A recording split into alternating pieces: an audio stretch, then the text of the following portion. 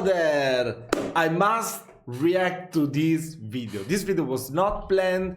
I didn't even know that Language Simp did this review. Oh my god. But yeah, I just got it recommended today because a couple of days ago I've reacted to another one of my channels, to the Dutch one. A couple of months ago I did the Polish one. No, I think it was last month. Yeah, whatever.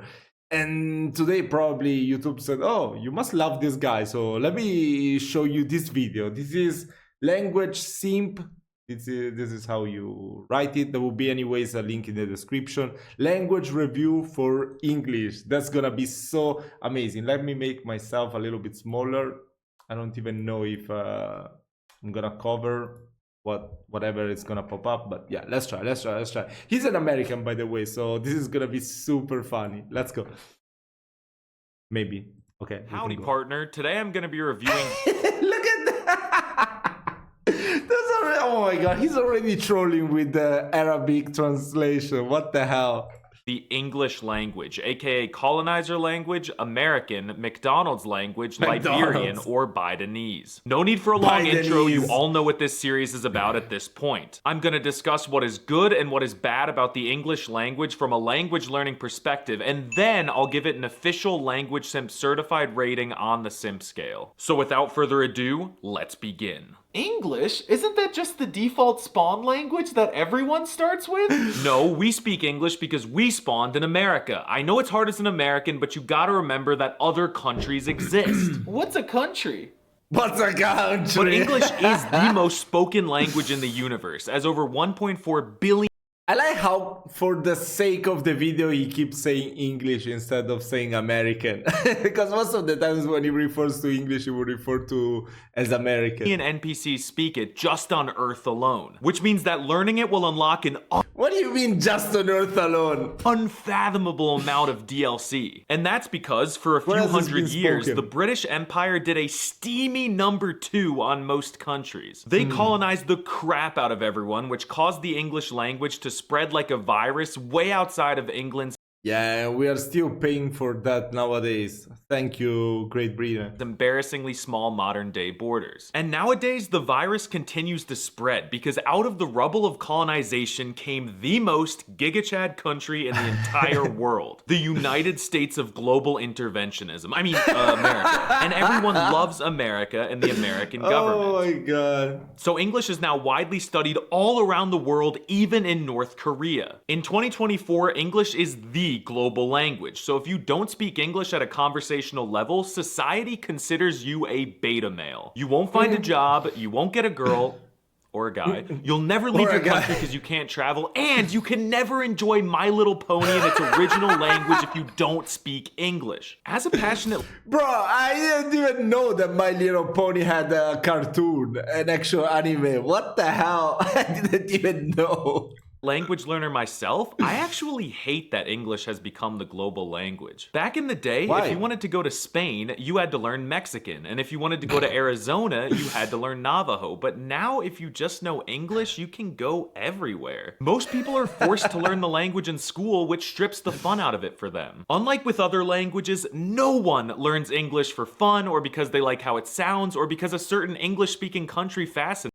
I would differ with that. I started learning English because, I mean, let me be honest, okay? I mean, I had a girlfriend that was from Puerto Rico. We would speak Spanish.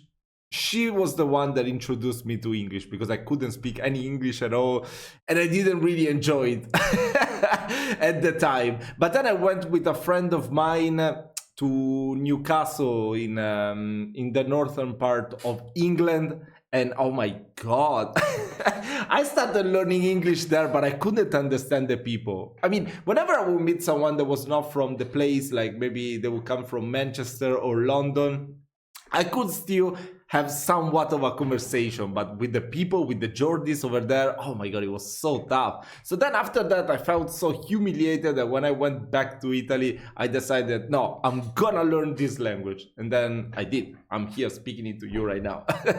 When I went back, by the way, 2 years ago to London, I could speak with anyone, basically. So yeah, I'm proud of myself right now. But I learned English because, yeah, out of necessity, I would say so. But I mean, I love it. I love it. I feel like I couldn't have done many of the things that I've done in my life without being able to learn English. So yeah, I wouldn't say that's just out of necessity. I really enjoy the language. I like the language. Fascinates them. It's always school this, work that, blah blah. Drop out of school and quit your job. Due to the spread of this linguistic virus, some of the countries with the most speakers of English as a second language include Bollywood land, Lollywood land, and Nollywood land. And there are a lot of people, including me, who are living life on easy mode recruit difficulty as native English speakers, since we happen to spawn in one of the 19 majority native English speaking countries. The most notable of which is Belize. Just kidding, I only just found out that place existed 10 minutes ago. Nah, I didn't know about Belize. I didn't know about Belize, which the capital is Belize City, if I'm not mistaken. But they speak English. But I don't know, who really cares? It's time to get down and dirty and talk about the big dogs and their iconic accents. Americans speak standard normal English and they sound sophisticated and intelligent. In fact, the accent is so sophisticated that it takes up— Bro, look at this. This is just too good, isn't it? Oh my god. Oh my god. I really want to travel to the US just to have the best burger of my life. Too much space in Americans' brains, and that's why they can't learn other languages. American English is iconic. It's the accent of pop music, Hollywood, and Fox News. But there are a lot of different types of accents in different regions of America. News. People from the South sound friendly, hospitable, and Wait, which flag is this? Which flag is this? I don't think I've ever seen it. Wait, I'm covering it. Which flag is this? Can anyone tell me in the comment section? I feel at a loss. Republican. People from California all sound like surfer dudes. Like, they're totally tubular, bro. People from Minnesota sound a little too Canadian for my taste. And people from Louisiana sound completely untouched, but they're big crowded, getting them crowded. So yeah, there's a lot of diversity in the US. Now, moving on to England. I recently went there, and I can tell you that it's a country full of depressing weather and depressing food, which depressed me. Y'all probably know I agree with that. 2 years ago, I don't want to find the picture because otherwise I will get demonetized, but I went to England 2 years ago to London. In London, to London, I don't know, I even forget. I'm just faking it that I speak English, guys.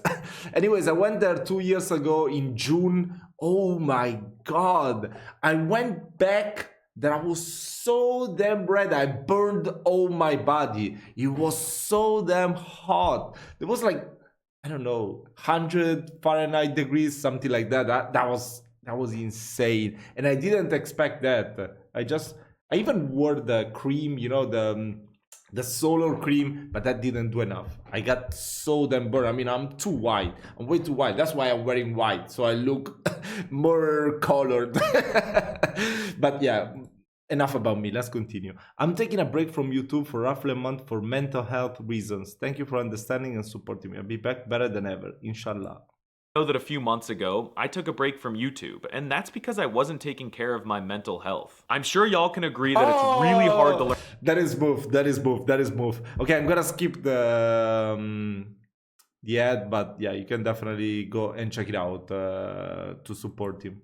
What challenges you're of therapy. Okay, now let's talk about England. I don't hate British accents, but I just wish everyone would stop acting like every Brit speaks in an incredibly elegant and luxurious way. There are two main accents in British English, that of the pretentious, posh, rich, and snobby folk who think it's cool to LARP as wizard royalty, and that of the roadmen. A lot of people think that the posh RP, or received pronunciation spoken by the BBC, is the most comprehensible accent in English, but it's actually the Scouse accent in Liverpool. And then people from Birmingham are renowned for sounding amazing, beautiful, and Okay, go ahead and listen to a Birmingham accent. I mean, I don't mind it, to be fair. Poetic. Moving on to Discount America, or Canada as they like to call it. Canadians just sound American except with a little twang, and they add A to the end of all their sentences, which makes them sound really insecure. They're so insecure that if you hit a Canadian with your car, he'll say, "I'm sorry, buddy, my buddy hit your nice automobile, eh? Could I give you a toonie so you could pop on by the Timmies and get yourself a double-double, bud?" Australians sound a lot like if British people reproduced with cowboys from Texas, and I really like that. It sounds badass, wild, flavorful, and cute. Australians love to say the word oi, oi, oi, oi. It kind of reminds me of a seagull. In general, the more offensive an Australian sounds to you, the nicer they're actually being in reality. If an Australian sounds polite and reserved, they probably hate you. Then there's a bunch of empty water to the southeast of Australia where a few people might speak English, but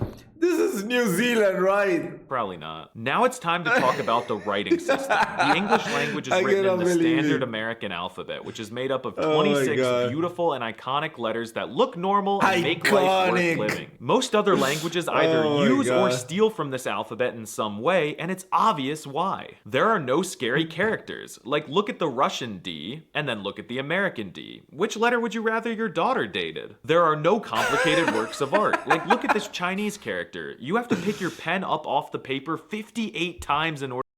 58 times. Okay, I'm learning Chinese, so I would say, okay, this should be the first two, because there is an order to do this. It's not just randomic, but I wouldn't know with so many characters which is the order. By the way, I think I've never encountered this character in my life, so rest assured, if you're learning Chinese, probably you have to research such a character. It's not just gonna randomly pop up. I mean, at least in my case. On the other hand, every single English letter can be written in a maximum of 3 elegant strokes. The only potential problem is that so many of these letters have multiple pronunciations, and there are groups of letters that make unique sounds, and groups of letters that make the same sounds as individual letters. It just makes... No, come on. I want to stop for a second and say it. I just want to say it. Come on, I just want to say it.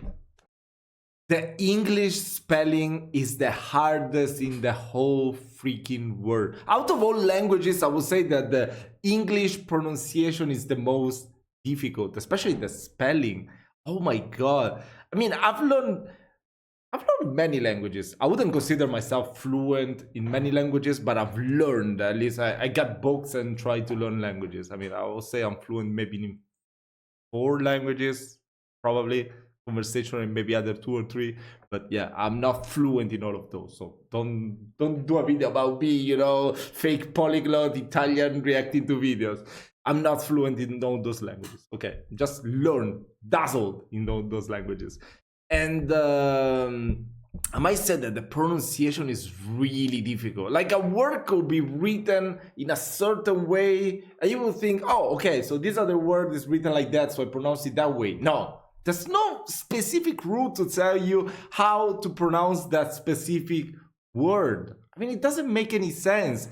All the other languages might be really difficult, like grammatically. They might have weird rules, weird pronunciations. But at least, like, when a word is written in a certain way, once you learn the main rule for pronouncing it, pretty much all the others, maybe some few exceptions that will be out there, but still, you pretty much nail it all the time. In the English language, it's nothing like that. I mean, come on. It's not just because it's the most spoken language, the language that most people around the world is learning, it makes it easy. No, it's not at all. It's not at all, especially in pronunciation terms. Come on. I think it's pretty easy for you to spot whenever someone is not a native speaker, right? Just because of that, probably. Yeah. No sense. This word should definitely be said as rughe. Yeah, why exactly. Does the GH make an F sound in the word rough? And why on earth does the O make an I sound in the word women? And if you combine all the spelling quirks, you could theoretically write the word potato like this. And English words are screwed up too. This language has the most... Really? Wait. Potato. How do you even come up with that? Bro, the next time that I have to pronounce the word potato to an English speaker, I will write that.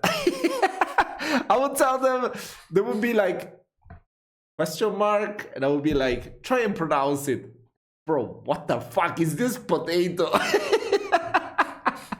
Oh my God, I'm dying.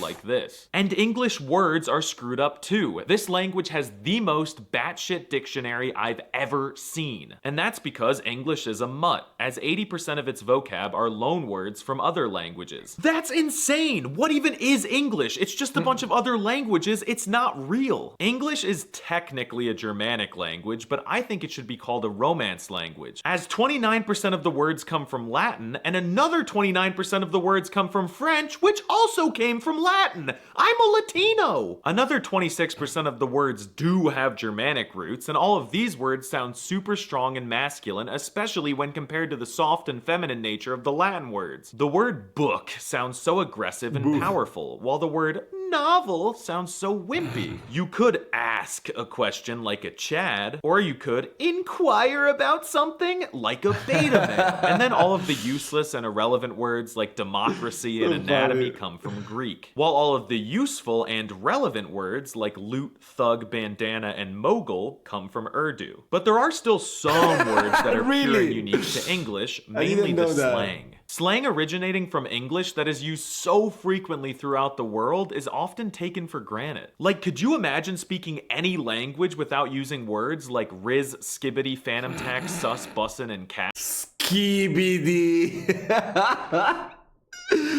Oh my god, with that fucking skibidi toilet. I mean, come on, we outrun you with our shitty Italian brain rot anyways.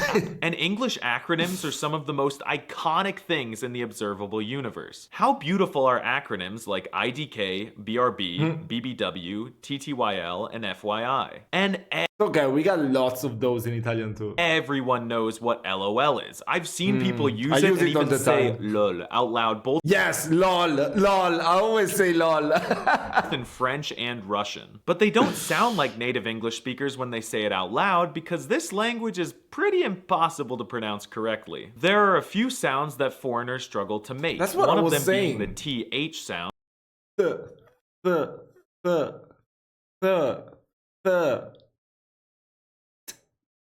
It should be like I still cannot do that. I mean, especially when you're speaking at a fast pace, it's really hard to make that sound, to pronounce it. It's like oh my god, it's so difficult. Thick. I don't even know when I'm pronouncing it right. Like in the word thick. And words with TH are exceptionally hard. In English learners' worst nightmare is to be chained to the wall in my garage and only released when they can properly distinguish between and pronounce the words tough, thought, though, through, and thorough. Then wait, let me try. Oh my god, this is so difficult. There's the dreaded R sound, which the Brits and Australians thought, though, through, and thorough. Tough, thought, though, through, thorough. Oh my god, I probably pronounced them all so wrong. Then there's the dreaded R sound, which the Brits and Australians couldn't pronounce if their lives depended on it. Let's see if you can pronounce it. Look at this little guy. Isn't he cute? Say his name. No, that's not it. Just say it. It's a squirrel. It's a squirrel. Squirrel. God. And what is squirrel? Am I saying it right? What's this? Say it. Say it. Don't spray it. There's no TH in it. It's rural. It's rural. Rural. And so many words are spelled completely differently to how they're pronounced. So good luck with words like kernel. What is ketchup? Cupboard and ketchup. Ketchup is ketchup. Isn't ketchup the last one? Ketchup. Fortunately, English grammar is not actually all that bad. The words all identify as non-binary, which means that there are no cringe, unnecessary grammatical genders. The only articles you gotta... Then why do you call people that are non-binary they? Shouldn't you call them it? I don't know. I mean, if you say there's no gender, he, she, there's he, she. So, oh wait, at the end, okay. But yeah, still, come on. No are the and and sometimes an if the word after it starts with a vowel sound. There are also no I mean, it actually makes no sense if you think about it, right? I'm going too much off topic, but why is non-binary people described as they? That's what I don't understand. I mean, they is plural. Maybe because you're referring as that person has multiple genres, so it's It's kind of like they are multiple persons stuck inside a body. Could be the definition. I'm not sure, so let me know, please.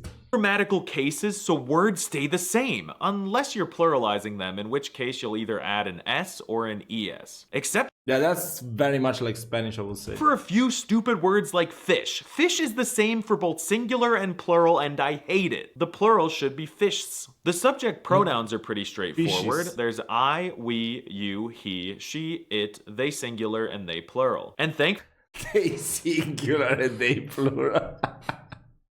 I mean, it's accurate. It's accurate nowadays. Anyways. There's no informal formal distinction as there are in similar languages. Thou used to be the informal version of you that you'd use with your friends, and you used to be the formal version you'd use with your wife's boyfriend's dad. But we got rid of thou, so nowadays you can address everyone you come across with the pronoun you. The real fun comes when you're addressing multiple people. You could just say you or you all, but there are several cooler variations like y'all, yous, and in my home state of Pennsylvania, yins. The real grammatical nightmare for English learners are the phrasal verbs. Us natives never even think about how little sense these make. They're the verbs made up of multiple words that we use all the time, like bring in, give in, and take out. The following is a perfectly normal way to speak English, but I can't imagine a non-native understanding it. Sorry to butt in, but you're screwing up. Don't scarf down your food, you'll throw up. I'm cracking down on you, bro. You need to squirrel it away. I'm sizing you up, man. You need to man up and beef up. Don't chicken out, clam up, or flip out. The base conjugations of normal verbs aren't too bad, though. Everything's basically the same. We're easy.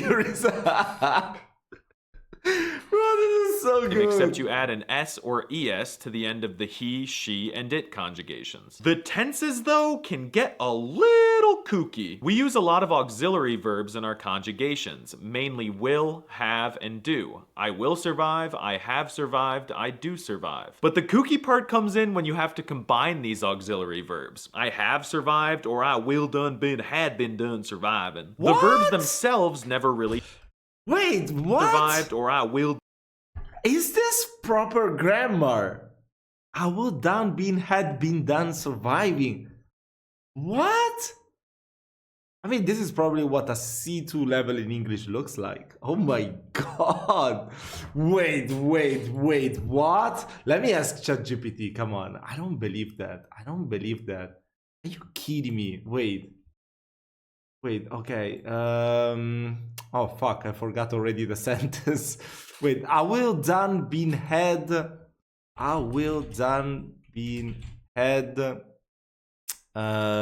been done surviving. Oh, sorry, I forgot to share my screen. Yeah. Is this proper grammar in English? It's not grammatically correct in standard English. Oh, it's a humorous or exaggerated use of African American vernacular English. Oh, okay. Oh my god, he tricked me so bad. I thought that was proper grammar. Okay. That's cool. So he basically, in a way, he basically included all English speakers that there are, you know? That's pretty cool. Like non-binary people, Black Americans, Africans, Indians, everyone that speaks English in some different way, he included everyone. Wow, but this video is so amazing. Had been done surviving. The verbs themselves. Oh yeah, he actually did the accent. Okay. I wasn't paying attention to the way he pronounced it. Never really change much. But tragically, there are about 200 irregular verbs in English, but most of them are really common, so you'll learn them fast, like to do, to go, and to breed. Now it's time to talk about shock factor. How will native English speakers react to you speaking their language as a foreigner? The truth is, it really depends on who you're speaking to. If you speak English to an American, they're not going to be surprised at all. Americans don't know how much effort it takes to learn a language, so they won't care. They expect everyone to speak English already. Natives from Australia, as well as the empty void off the coast of Australia, will be pleased with your efforts, but they still won't react much. English has the Why is it saying that? smallest shock factor out of any language in the solar system. If you learn Chinese people will do triple backflips. If you learn Spanish, I mean, I guess it depends. Like if you speak very poor English, nobody would be surprised. But if you, as an American, will hear, or a British speaker or an Australian speaker will hear a foreigner speaking like perfect accent with a perfect native accent, they will probably be very surprised, right? And shocked. I mean, what I would think. Brazilians will cook you tacos. Heck, even if you learn German, Germans will at least appreciate you. But no, you're expected to speak English in 2024, which is sad. Imagine how beautiful the world would be if the British Empire had never happened. There's so much. Wait, what? Beautiful. Why is there no Italy? What do we have to do with the British Empire? What the hell? Oh my god. Yeah, look, the US is gone as well. But why Italy as well? I don't get it. What happened to us? What do we have to do with the British? What the hell? Beautiful the world would be if the British Empire had never happened. There's so much linguistic beauty out there in the world, but English unfortunately alpha-mogs all the competition. And as a native English speaker, that makes my life really easy. Can you imagine? Now it's time to give English an official Language Simp certified rating on the Simp scale. On a scale of dog water to Giga Chad, I place English tragically in the dog water tier. English is beautiful, and every English-speaking country is really cool and unique, minus England. But I really hate the fact that English has a monopoly on the language learning market. Everyone is forced to invest in English, so it's hard to diversify your portfolio with other languages. And that just really ruins the appeal for me. I think the world would be a much better place if English were a dead language like Dutch. Yeah, it will help you find a job and live a better life, but we don't learn languages for self-improvement. We learn languages to shock natives, record them without their permission, and post it to YouTube. So if I wasn't a native speaker, I'd choose to be a Sigma male, and I'd refuse to ever even study English. If you enjoyed this video, consider supporting me on Patreon, where I make language learning tips and tricks videos, and give me a follow on Instagram and Twitter. Let me know which language I should review next in the I love it, I love it. I mean, it makes sense that it would place it as dog water because there's no shock factor whatsoever. I mean, since this is a satirical video, of course, it would be like that. But yeah, come on. I mean, it's been like that throughout history, you know. During the Renaissance, Italian was the main language.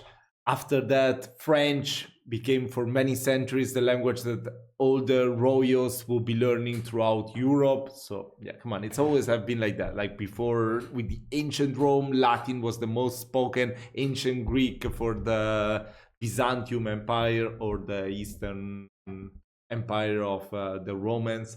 So yeah, it's always been like that throughout history. There's nothing to do. And I feel like it's good. Come on. I mean, I would be out of a job if English wasn't the main language. So I have to appreciate that, especially. Come on. I make most of my videos in English. I mean, I do have also an Italian channel and a Spanish channel. No, 2 Spanish channels. So if you want to check them out, Mauro Español and Il Tano Italiano, where I react to stuff from Argentina and occasionally other South American countries. And I recently opened a Portuguese channel and a French channel. So yeah, I'm not speaking much, but I'm still speaking a lot of English even there. And sometimes I will stuck some phrases in French and Portuguese in the language until I become fluent, and then I will be just in the language. So yeah, I'm talking way too much. Hope you've enjoyed this language review by Language Simp. I loved it. And yeah, let me know which other videos should I check out to learn more about the US. See you soon.